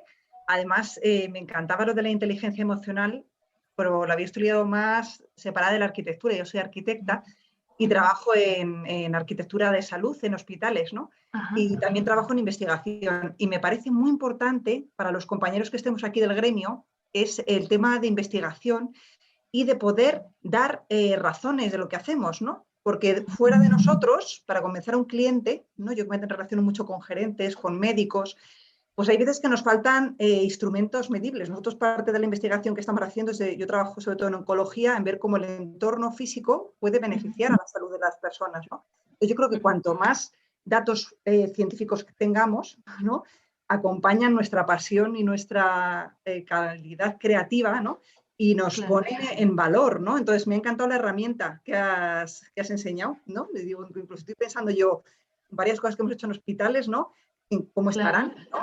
Porque hemos medido cortisol, hemos medido otras cosas, ¿no?, más médicas, ¿no? Yo he estudiado, estoy terminando el doctorado en biomedicina, pues con eso, ¿no? Entonces, muchas gracias, me ha encantado la presentación y creo que es trasladable también a ámbitos como el mío, ¿no? El poder Sí, sí, sí, Qué totalmente. bueno sería que fuéramos generosos y que publicáramos las cosas que hacemos, ¿no? Imaginaros si alguno de vosotros estáis, y ahora que estoy muy interesante más docentes, ¿no?, también de escuelas, ¿no?, por una serie de cosas me ha tocado trabajar en una cosilla, o en oficinas, el que pudiéramos ir diciendo, oye, en tal oficina, con tal solución, ha salido ¿no? Entonces, pues ya sabemos un poco, o sea, sería como irnos ayudándonos todos a tener más, Claro. ¿no? Los médicos lo hacen, ¿no? Ellos utilizan mucho la ciencia y yo creo que eso nos falta a los arquitectos, ¿no? Entonces, gracias por la exposición, que ha sido divertidísima. Tu manera de expresarte es muy agradable. Y luego el darnos herramientas, ¿no? Porque eso nos ayuda a, oye, mira, otra, ¿no? Y lo que sí que echaría de menos es que pudieras mandarnos un listadito con alguna referencia, igual es que estoy ya metida en modo tesis, me acordaba de tu TPM, pero unas referencias, ¿no?, para podernos meter en el Google Scholar, ¿no?, y buscar un poquito más en profundidad, ¿no? Lo mismo, Claro. un cliente decirle, mira, no, cuando se hace algo de urbanismo, ¿no?, decir, no, mira, es que tal zona, o podemos medir, esto les encanta, ¿no? Un cliente que luego tiene que publicar cosas políticamente, que le digas, mira, esto ha mejorado. Entonces, muchas gracias, para mí, fenomenal, y la línea de darnos herramientas, gracias, y el tema científico creo que nos ayuda a enriquecernos y a poder defendernos y mostrar cosas con más seguridad, ¿no? Ya me callo, que me ha encantado. Gracias. Gracias a ti, Paula. No, de hecho, la herramienta esta, Marc Brackett, la empezó a utilizar de esa manera, ¿no? También como para que los niños, cuando llegaban a clase, marcasen su estado en ese momento, en ese momento del día, cuando llegaban a clase, y de esa manera el docente podía llevar el aula o llevar su forma de dar la clase de una manera u otra, porque imagínate que por cualquier cosa la mayoría de los chicos están en un estado muy desagradable. Pues no va a ser lo mismo que si todos están muy alegres y muy contentos. O sea que sí, la herramienta es aplicable a cualquier ámbito, es maravilloso. Silvia. Hola, muchas gracias, muy interesante el tema. Yo trabajo un poco solo con escuelas y educación, y a mí o sea, me interesa mucho el tema, pero siempre me preocupa, igual que para mí cuando hablas de espacios y emoción, para mí no se puede aislar el espacio de la experiencia. Por ejemplo, tú puedes hacer una escuela maravillosa, emocionalmente estupenda, arquitectónicamente, pero luego que los profesores igual traten mal a los niños, quiero decir, ¿no? Y que sea una presión. Sí, para mí la experiencia emocional del espacio tiene que ser de acuerdo a la vivencia que ocurre dentro del espacio, ¿no? Pues en un hospital. O sea que para mí esta idea de, cuando hablamos de emoción, por ejemplo, yo cuando me trabajo, entiendo que el espacio es un elemento que genera emoción sumado a otros elementos, ¿no? Por Exactamente. ejemplo, en el caso de escuelas es muy evidente, ¿no? O sea, tú puedes hacer un espacio estupendo y luego que maltraten a gente dentro, ¿no? Pues no puede ser. Entonces el espacio ya no es estupendo. O sea, como cuando pasas de emoción, y por esto me preocupa mucho la arquitectura, que no hay briefings de experiencia, ¿no? Entonces, claro, si tú le metieras ya briefings con elementos emocionales o bien utilizaras yo creo que tu herramienta estaría súper bien para evaluación, o sea, para evaluar, no para proyectar. Porque proyectar estás entrando en la mente de las personas y realmente el buen arquitecto proyecta bien y el mal arquitecto, no sé cómo lo han hecho toda la vida, ¿no? O sea, hay gente que proyecta bien y hay gente que no, y realmente cambiar a la gente que proyecta mal es muy complicado también. Otra cosa es que se les eduque para proyectar mejor, pero en cambio para evaluar, podrías evaluar muchísimas cosas con los usuarios, que también es como quien dice parte o sea, los arquitectos, arquitectas, estamos como obsesionados con el espacio, ¿no? Al final, porque es nuestro mundo. Pero las emociones, o sea, el espacio es un elemento, por ejemplo, en una escuela o un hospital, que genera unas posibilidades que ya van más allá del espacio, como las dinámicas o como el juego, que a veces me parece súper interesante el proyecto este. O sea, cómo hacemos cómo le metes el tiempo al final, ¿no? Porque siempre miramos el espacio como algo atemporal, pero claro, la experiencia humana es temporal. No sé cómo, o sea, entrar en las termas de Valls no es una foto, no es una foto, o sea, enseñamos una foto, pero es un vídeo. O sea, es sentir el cuerpo, el agua. Entonces es como el factor tiempo, la evaluación. Yo creo que para evaluar la veo súper chula para evaluar. Claro, no, me parece fundamental. De hecho, creo que no me acuerdo ahora quién decía que el proyecto no acaba cuando se entregan las llaves, sino que el proyecto continúa, sigue su curso, porque quien va a experimentar o quien va a habitar ese espacio está cambiando, o sea, que me parece fundamental también. Pero evaluar para los premios de arquitectura que les dan a no sé quién, ¿sabes? Bueno, ya. O sea, ir un poco, ir a pinchar un poco, ¿sabes? Es como muchos, o sea, ¿qué se valora cuando se da un premio de arquitectura? Lo que tú dices, yo creo que a veces se valora y a veces no. A veces no, porque nadie sabe, como nadie interpela al usuario final, ni la vivencia, porque la emoción solo existe si alguien la vive, existe entre la persona. Por tanto, si nadie pregunta a la persona que habita un lugar qué siente, lo que hacemos los arquitectos es imaginar lo que siente la gente, pero no sabemos lo que sienten, ¿sabes? Es como, o sea, yo creo que está súper bien y para evaluar y igual para proyectar me parece muy difícil de utilizar yo, porque tiene como pocos componentes, ¿sabes? Igual proyectar es como todo, nadie te dirá quiero hacer un edificio muy feo y desagradable, o sea, todo el mundo te dirá que lo quiere hacer. Claro, pero no es únicamente como o sea, esta herramienta para tratar la experiencia visual, ¿no? Sino, bueno, es una forma también de crear conciencia, ¿no? De que, oye, este espacio que tú vas a crear va a generar un efecto en las personas. Probablemente va a generar este efecto o va a generar este otro. ¿Cuál prefieres qué? Y luego ya se verá si realmente eso que tú has proyectado, cuando el edificio esté o el espacio esté construido, genera realmente lo que tu intención, ¿no? Pero es como eso, una base. Pero claro, estaría genial también evaluarlo a posteriori.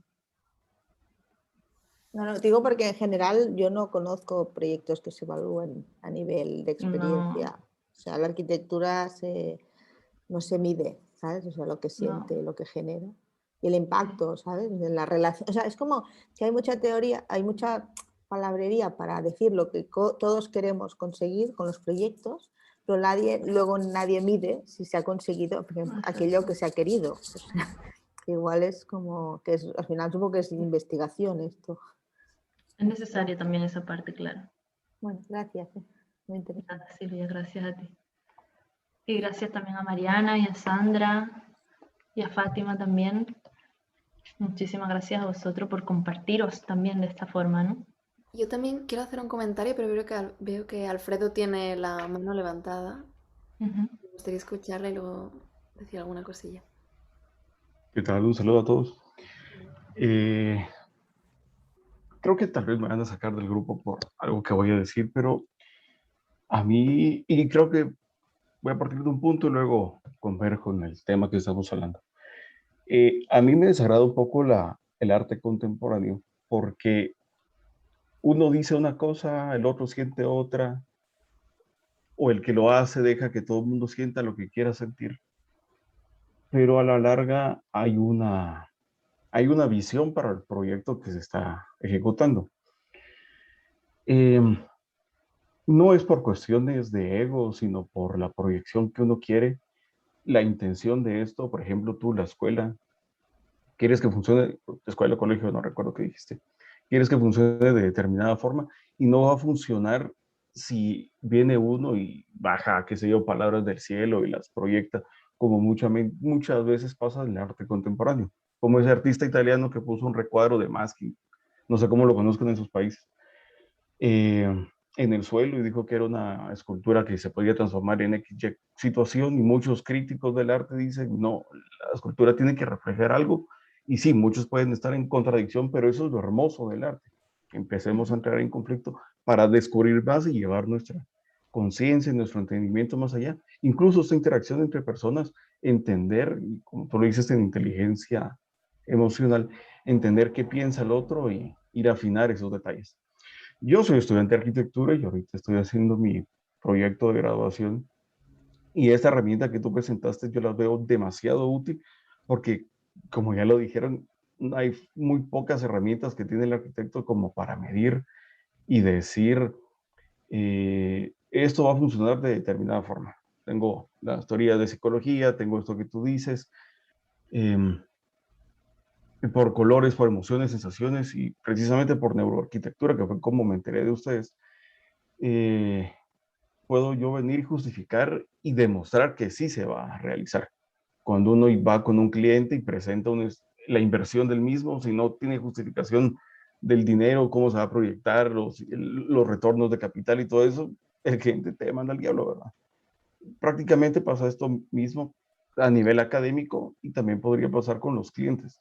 Y existen dos clientes, está el cliente particular, una persona para su vivienda, y sí, podemos utilizar todo lo que él considere que es pacífico. Si para él el rojo es paz, pues para él es eso.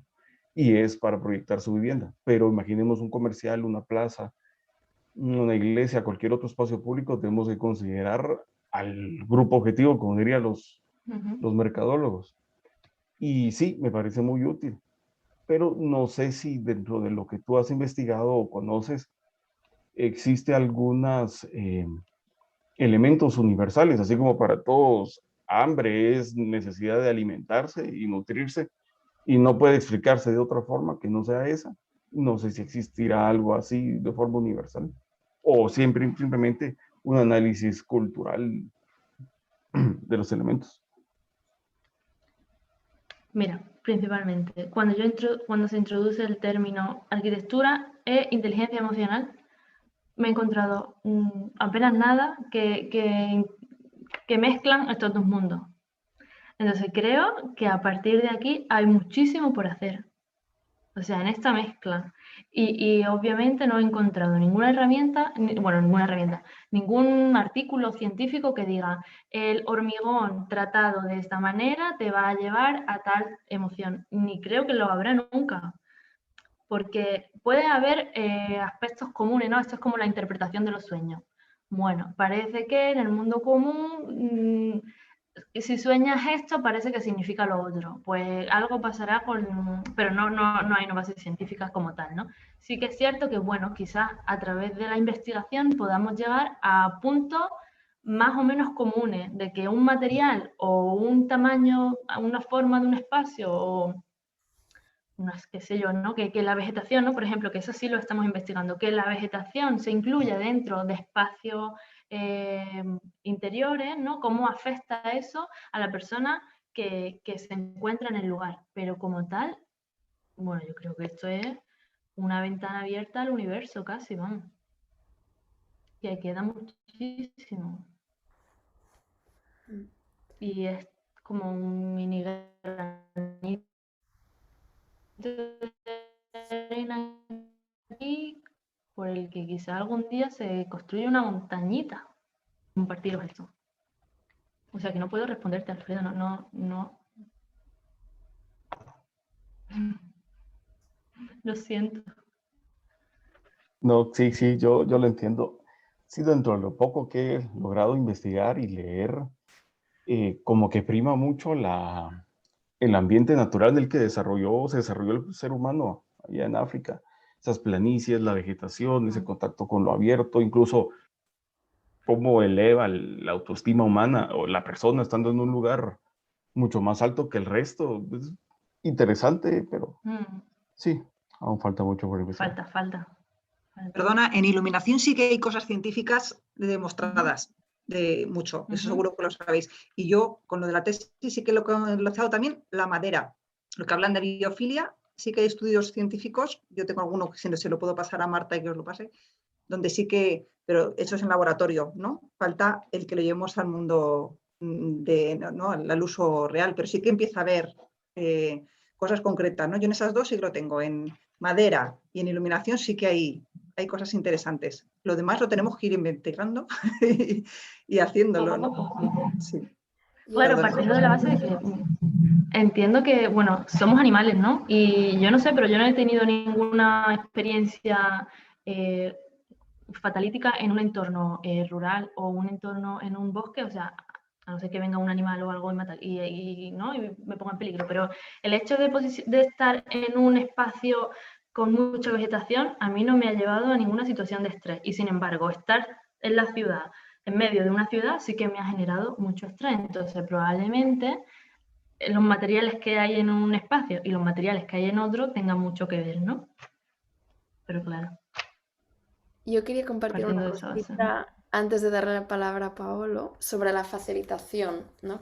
Creo que es la palabra que me llevo de tu charla, Marisa, que pienso que, claro que poco a poquito, a lo mejor los estudios científicos irán desgranando esas relaciones entre estímulos y reacciones, aunque sabemos que está muy mediado por las experiencias personales y las memorias, como los estudios que comentas, Paula, de la madera, pues en entornos reales y virtuales se ha visto cómo influye en la relajación del sistema nervioso, aunque el usuario no sea consciente.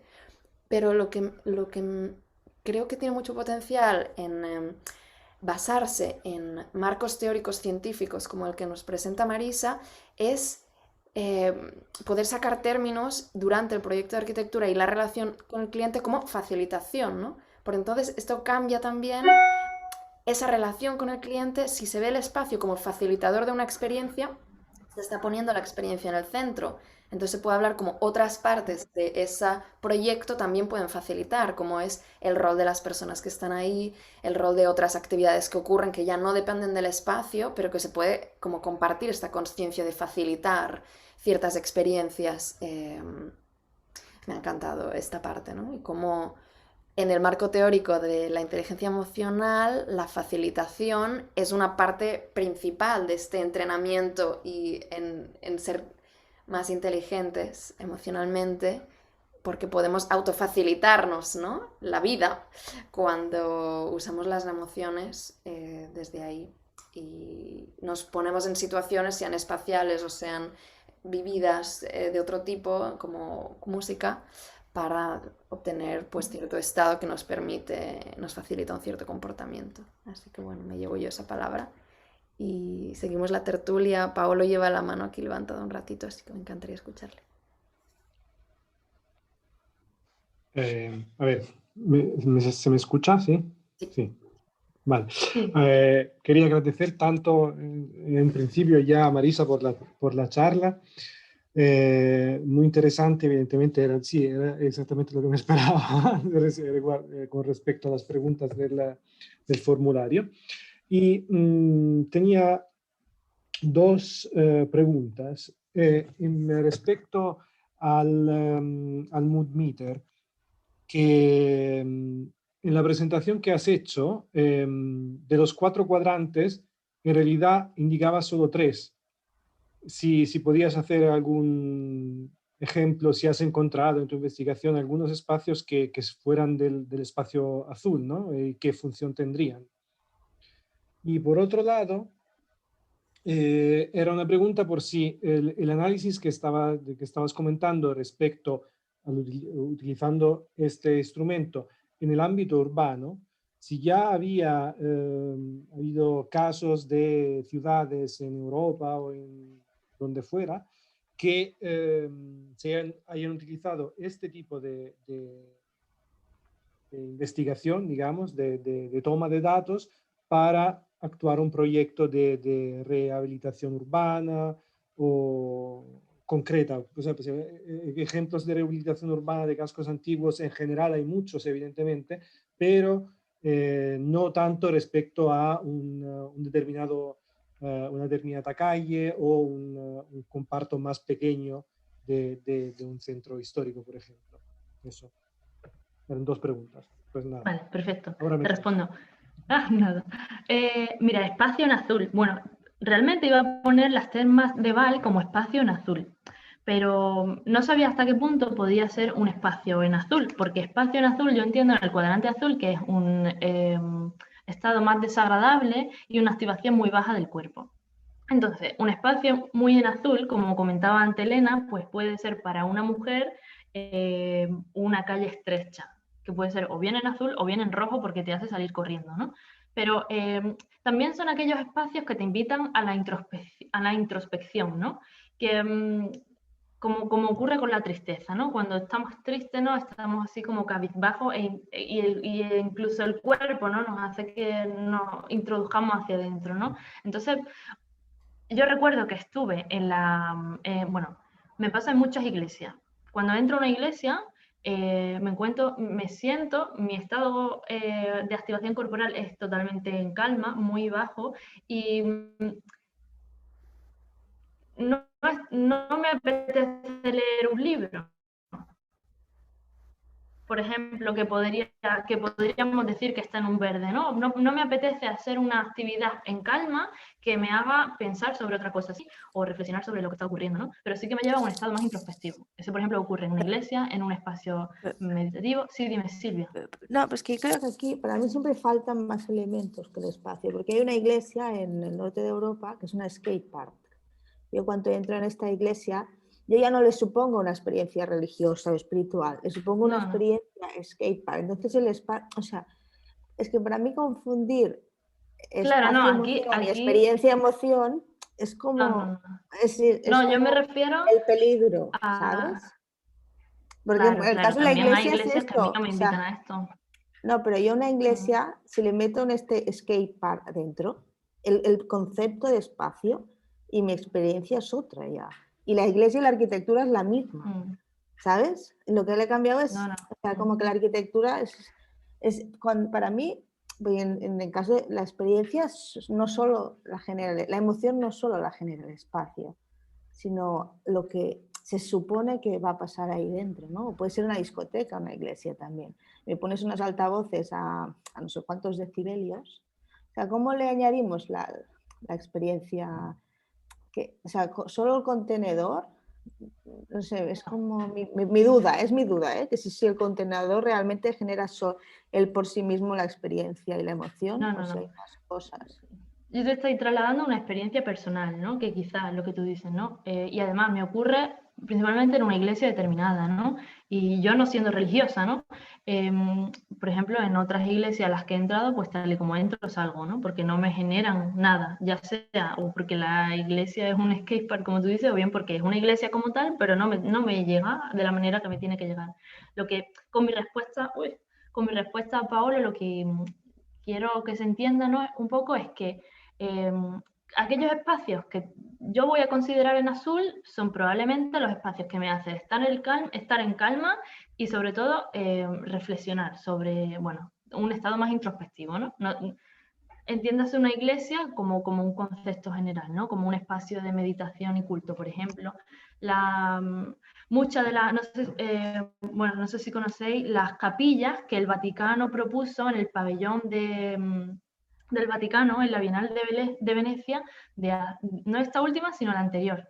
Pues había capillas que a mí sí me llevaban a ese estado más introspectivo y había capillas que a mí lo único que me generaban era, creo que he puesto ahí la de Soto de Moura, que sí que a mí me invitaba a estar en un estado como más de paz y calma e introspectivo, y había otras que solo me invitaban a recorrerla, ¿no? Como la de Norman Foster, que me parecía muy visualmente muy atractiva, pero en mí no generaba ninguna otra experiencia.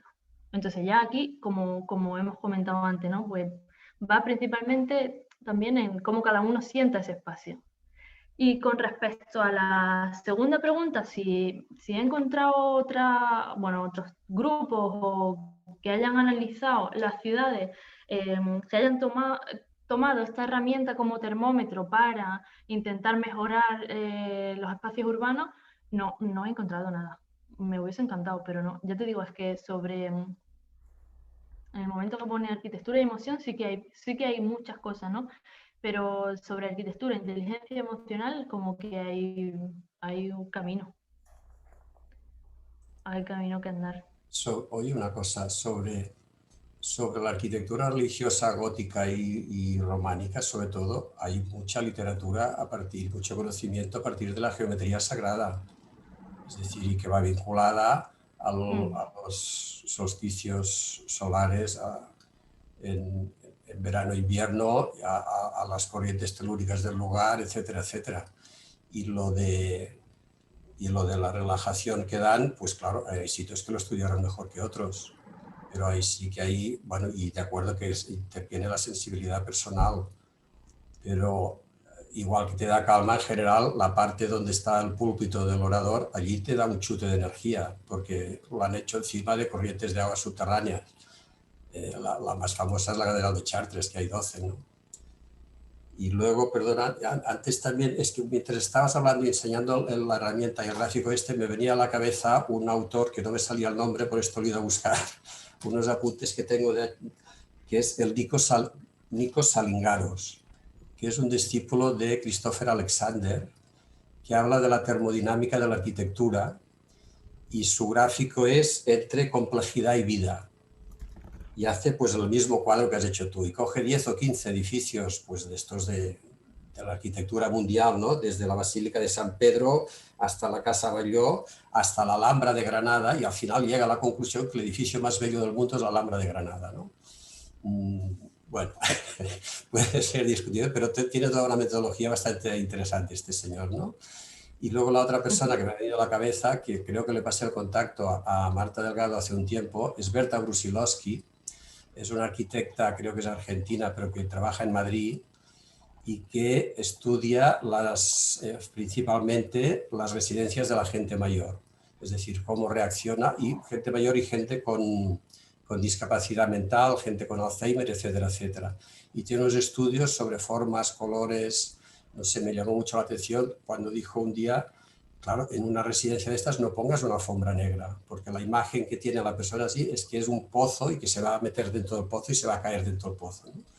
Y bueno, es una de las, realmente antes hablabais, la dificultad de trasladar esto a la arquitectura, a la forma, ¿no? Y estas dos personas que os he dicho creo que sí que lo conectan de alguna manera. Gracias, Toni. Yo quiero responder una cosa que estaba saliendo antes. Siento que estamos abriendo un montón de ramas y esto es muy bonito. Le quiero también dar la palabra a Juan Martín, que ha levantado la mano. Pero antes de eso, quiero hacer un breve comentario a lo que comentaba Silvia Sassot sobre que el espacio es indivisible de la experiencia. Y yo creo que al final nuestro cerebro lo que cognitivamente evalúa cuando entramos en un lugar también es la intención de su creador, ¿no? Y si me encuentro ese skate park dentro de la catedral, yo la intención que evalúo es, hemos querido poner este lugar como urbano dentro de un espacio donde no le pertocaría para crear esta sorpresa, para crear este contraste. Entonces yo al evaluar la intención del creador, la intención artística, respondo emocionalmente a esa intención, ¿no?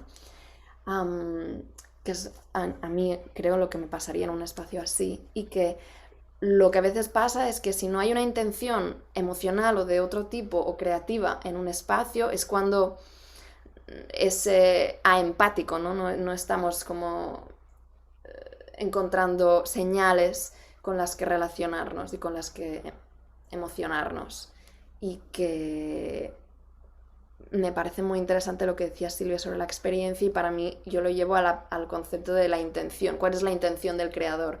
Y que creo que es muy importante que como arquitectos empezamos a poner estas intenciones de facilitación y de emoción productiva, sana, útil para las funciones que estamos haciendo como parte de las intenciones. Y ya está. Paso la palabra. Solo un segundo. Es que al final creo que un arquitecto no pretende crear espacios. Creemos que queremos crear espacios, pero al final lo que queremos crear es más que el espacio. Pero lo hacemos en forma de espacio. Pero es como que en el fondo ya todos creemos lo mismo, porque la intención, o sea, es como raro a veces, no sé, yo creo, yo a veces me parece que la arquitectura, que a veces, o sea, muy rápido, una duda que tengo, que en medicina hay cirujanos y hay psiquiatras, ¿sabes? Y unos tienen muy claro lo que hacen y los otros no. En cambio, arquitectura, como todo el mundo hace de todo, ¿no? Entonces, desde el que emociona al que hace detalles constructivos. Y es como, me parece que igual habría falta como arquitectos más que se dedican a la intención de las cosas y otros igual que se dedican más a la ejecución, porque es muy complicado hacerlo todo. O sea, yo para mí me parece como imposible, ¿no? Y yo creo que medicina es un buen ejemplo. O sea, un psiquiatra no tiene nada que ver con un oncólogo o con un cirujano. En cambio, arquitectura, la profesión, o sea, yo trabajo muchas veces con gente muy técnica, que es imposible que hagan esto que decís. Y en cambio trabajo con gente muy creativa, que es imposible que haga que se aguante una estructura. No sé, es una idea que me parece interesante lo de poner, al final es poner palabras a todo eso, a la intención. Ya está. Gracias. Juan Martín, ¿quieres compartir ahora? Hola, ¿qué tal? Bueno, muy interesante todo, muchas gracias. Yo tenía una pregunta muy puntual para vos, Marisa. Cuando mostrabas esto del proyecto que tienen del aula, de juntar las aulas y de hacer estos 3 tipos de fases, casi de experimentación con el cuerpo propio, con el cuerpo de otro, de otra, y con el entorno y con el cuerpo de los otros y otras. ¿Cómo llegan o cómo piensan adoptar ciertos parámetros de diseño para justamente proyectar estos lugares, estas 3 fases, que respondan a sus intenciones, un poco relacionado a esto de cuál es mi intención en cada fase que perciba o que viva esa persona? ¿Cómo llego a adoptar ese parámetro? Si lo hacen a partir del mood meter, o qué otra estrategia, no sé, encuestas, activaciones, bueno, cómo es ese mecanismo para poder decir, bueno, yo adopto tales parámetros de diseño, entonces mi intención es que este niño o esta niña experimente de esta manera en esta fase. No sé si se entiende la pregunta. Sí, sí, sí. Pero es un poco darle la vuelta. Sí, sí, sí, ¿de dónde viene esto, no? Claro.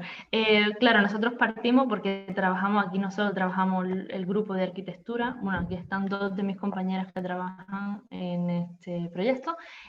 Trabajamos también con un grupo de educación, de psicología y educación, psicología y telecomunicaciones, es decir, nosotros recogemos todos los datos que ellos nos ofrecen y sobre todo la parte del grupo de educación nos da unas necesidades, ¿no?, que tienen que cubrir, ¿no?, que son unas necesidades relacionadas con los tipos de actividad que van a realizar en ese aula. Entonces, en base a todas esas actividades que nos proponen y a la forma en la que quieren llevar a cabo ese tipo de actividades, pues nosotros reagrupamos ese conjunto de actividades en estas que son más introspectivas, estas otras que son como más de interacción con el compañero y estas otras que son como más con la relación con el entorno. Aquí mi compañera Sofi, que está, si quiere ella contar algo, lo puede contar perfectamente.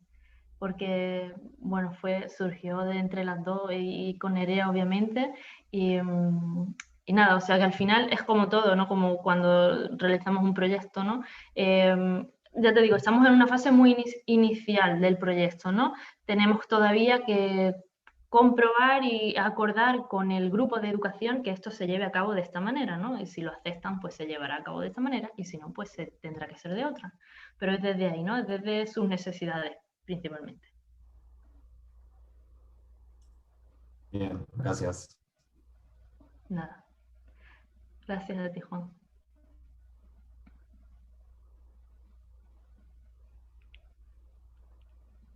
No sé si alguien quiere compartir alguna cosa más, que yo encantada. A mí se me ha quedado una idea que ha dicho Marta antes de los espacios que no son empáticos, ¿no? O sea, los espacios que son neutros, por así decirlo. Y como que se me ha quedado ahí esa idea en la cabeza y yo no estoy tan segura de que existan esos edificios, esos espacios, esas calles que sean neutros, ¿no? Entre nosotros, porque siendo nosotros seres tan emocionales que aunque no nos surjan emociones básicas o a lo mejor emociones más complejas sí nos pueden surgir, y no estoy tan segura de que existan, o sea, es una pregunta, ¿existen edificios o espacios que sean neutros, que no nos hagan sentir nada? No estoy yo tan segura, Creo no que sé. sí. ¿Que sí? Yo diría que sí, porque de hecho tampoco estamos todo el rato sintiendo una emoción.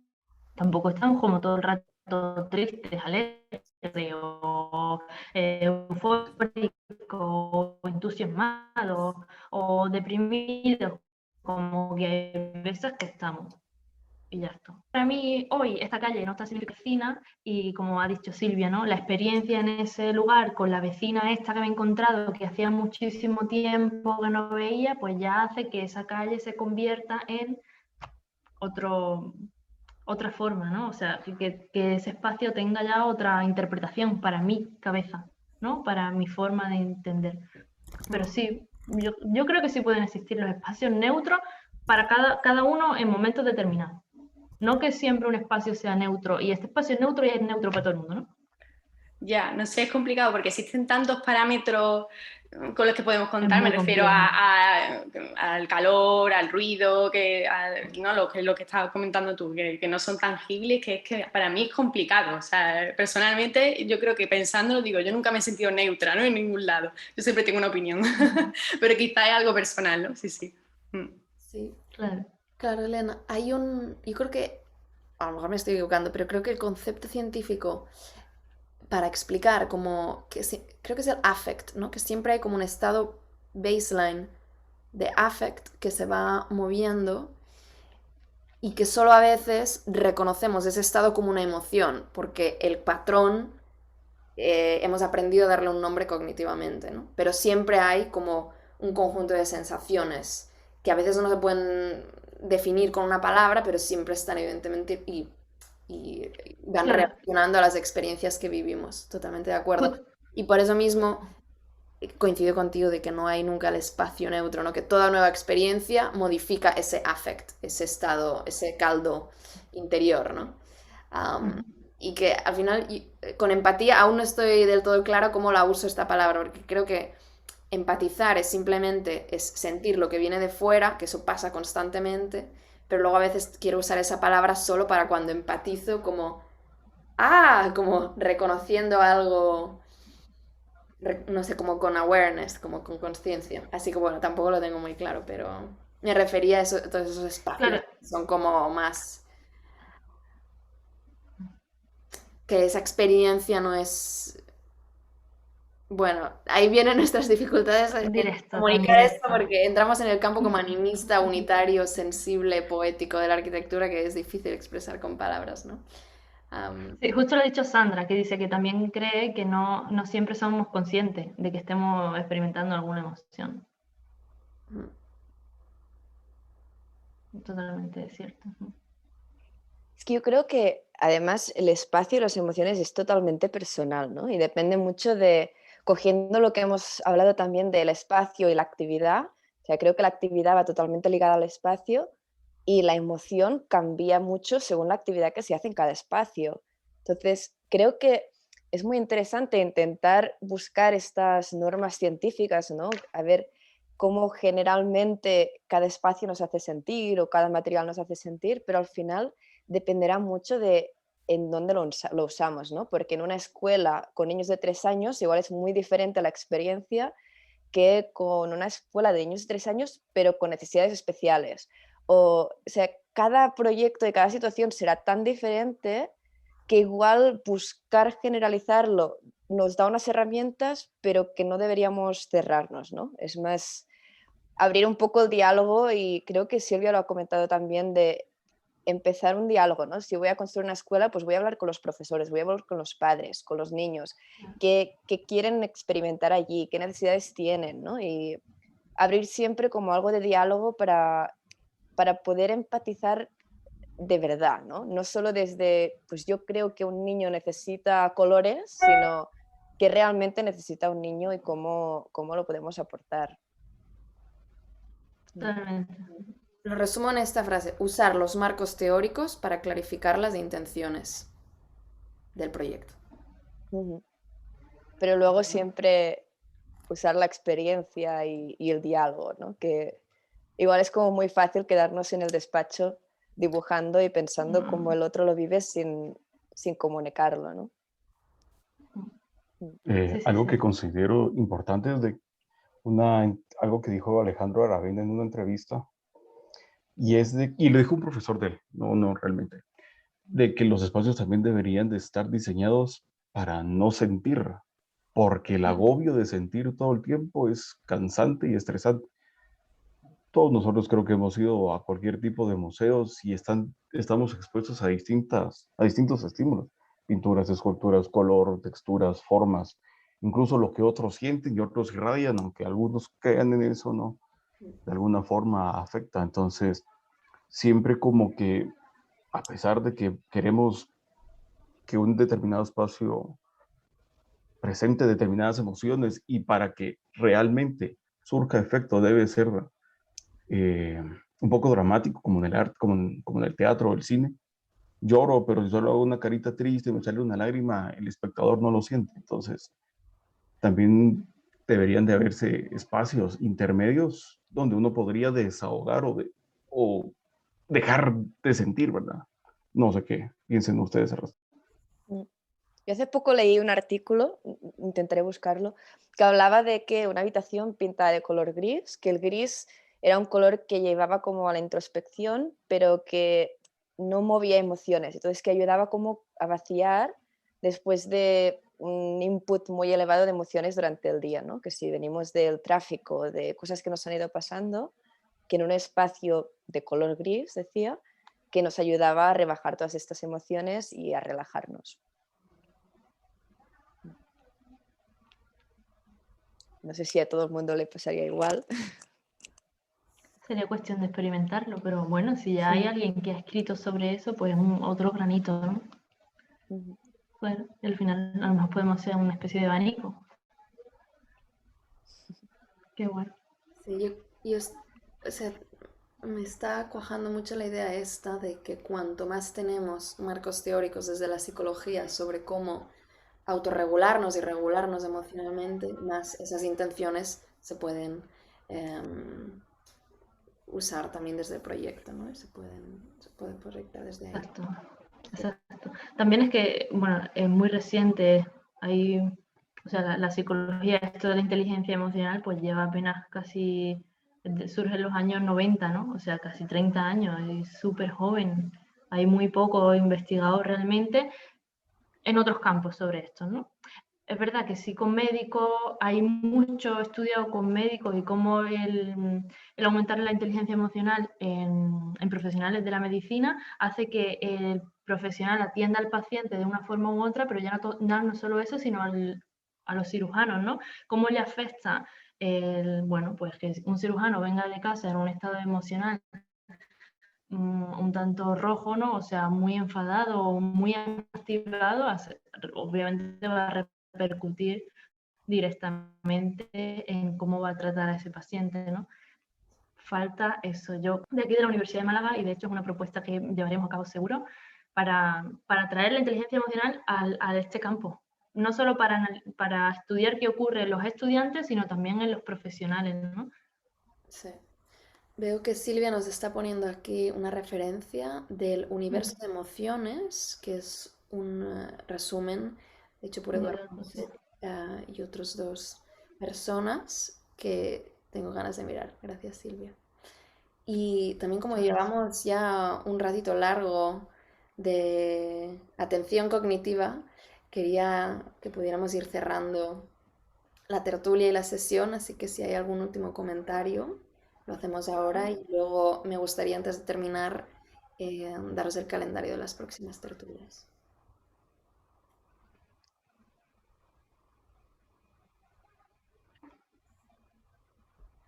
¿Algún último comentario? Cosa que nos llevamos. Saludo. Bueno, yo aquí tengo todo recogido lo que, pues, que os lleváis. A ver, leo un poco de la pregunta esta. ¿Qué aprendizaje te lleva, ¿no? Que la arquitectura puede facilitar. Dice, me ha servido mucho para visualizar en imágenes y me gustaría seguir indagando sobre los efectos de cada emoción, cómo llevar sensaciones a los espacios.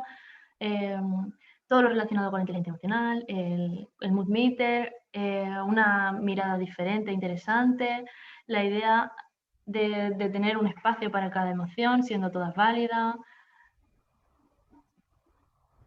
Claro, dice, me lleva la importancia que tiene la inteligencia emocional para el desarrollo de nuestro quehacer arquitectónico, ¿no? Que se hable de inteligencia emocional en arquitectura. Bueno, pues un montón de reflexiones que me alegro muchísimo que os llevéis. Me alegro un montón de que este poquito pues os haga reflexionar o pensar, o que os parezca bien o que os parezca mal, pero bueno, que os parezca, me parece fantástico. Bien. Muchísimas gracias a todos. Gracias a ti, Marisa. Para mí es un verdadero placer. Y sí, vamos poco a poco descubriendo nosotras mismas qué tipo de conciencia queremos tener sobre esto y cómo se traslada esto a la arquitectura. Así que es un proceso que lleva tiempo. Vale, os voy a compartir entonces las próximas tertulias. Bien. Lo tengo aquí. A ver. Compartir. Aquí. Y estas serán las próximas tertulias. Y bueno, sobre lo que hablaremos, ¿no? No serán talleres como tal. Bueno, Marta, explícalo tú. Sí. Bueno, pues eso, desde enero, febrero, pienso, vamos haciendo tertulias cada 11 días, alternando los sábados y los lunes. Y hasta ahora, dependía de la tertulia, le dábamos un tema u otro, pero para las próximas me gustaría, bueno, darles estos temas y esta estructura con la que con Marta llevamos también tiempo hablando. Entonces, la de los sábados vamos a mantener tertulias con temas abiertos en los que nos juntamos para conocernos y para hablar de estas temáticas, así de manera horizontal, donde cada uno puede traer como su experiencia, sus ejemplos, sus ideas. Y luego los lunes, hasta ahora habían sido tertulias internas entre las mujeres núcleo Archimpact, pero como se están transformando en círculos de lectura, me gustaría también abrirlo para quien tenga interés en venir los lunes. Estamos leyendo un libro estupendo sobre escrito por Juhani Pallasmaa, sobre un montón de temas diferentes acerca de esa experiencia profunda de la arquitectura y cómo podemos entenderla con diferentes marcos científicos, en ocasiones y a veces completamente poéticos, filosóficos. Entonces, aquí está el calendario. Las de los sábados, como digo, son círculos de tertulia. El primer tema será el agua y la arquitectura, y esto nos viene totalmente desde el libro de Juhani Pallasmaa, donde hablaba del tiempo y la arquitectura y como el agua es un símbolo del paso del tiempo. Y luego la del 23 de octubre, pues el tema áptico, que ha salido mucho en las últimas tertulias y nos interesa a lo mejor profundizar en cómo empatizamos a través de nuestras sensaciones ápticas con el espacio. Y luego en noviembre nos gustaría organizar otro taller de representación fenomenológica, que será cómo empezamos a representar estas emociones, estas sensaciones de manera gráfica en nuestros planos de arquitectura. Todavía no sabemos cómo, pero estaría muy interesante hacer un taller para explorar estas representaciones de lo que no se puede tocar, de lo intangible en el proyecto de arquitectura, porque es a través de la representación que luego podemos dialogar, compartir y hablar con otros sobre esto. Así que es interesante empezar a pensar en ello. Con lo cual, si os interesa participar en las tertulias, me podéis enviar un email a mí. Ya habéis recibido otros emails míos, así que estoy segura que tenéis mi correo. Si no, lo pondré ahora aquí en el chat.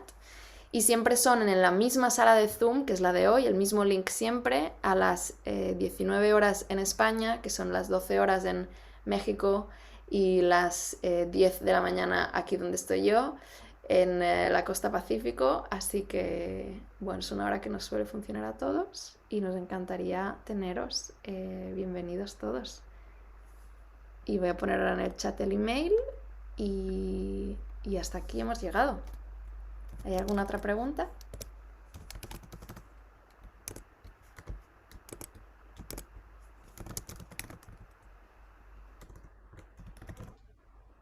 Es las 2 en Argentina, fenomenal.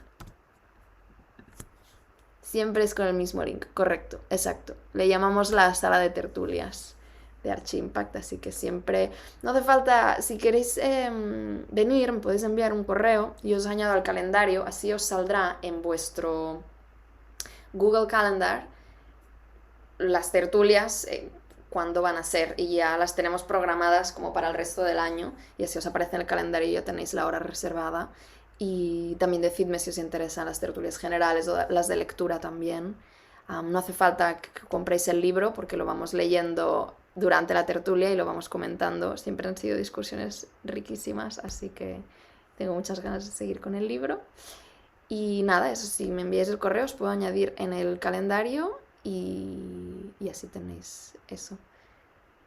Y ahí en el calendario también os sale el link. Lo que quería decir, que no tenéis por qué avisar si venís o no venís. A las 7 nos reunimos y quien entra en el link estamos en la sala y quien no, pues a la próxima. En ocasiones las grabamos y las compartimos. Sí, en ocasiones.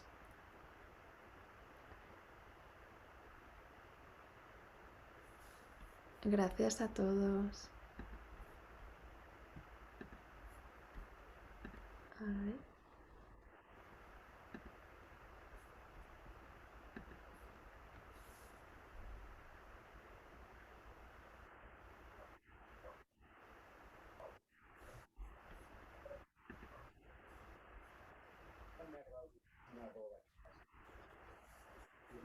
Creo que Zoom os ha enviado una acción para quitar el micrófono para poder escuchar el fondo de todos. Y decirnos adiós, muchas gracias y hasta la próxima. Adiós, muchas gracias. Ha sido un placer. Muchas gracias. Sí. Gracias a vosotros. Gracias. Hasta luego. Adiós. Gracias. Gracias a vosotros.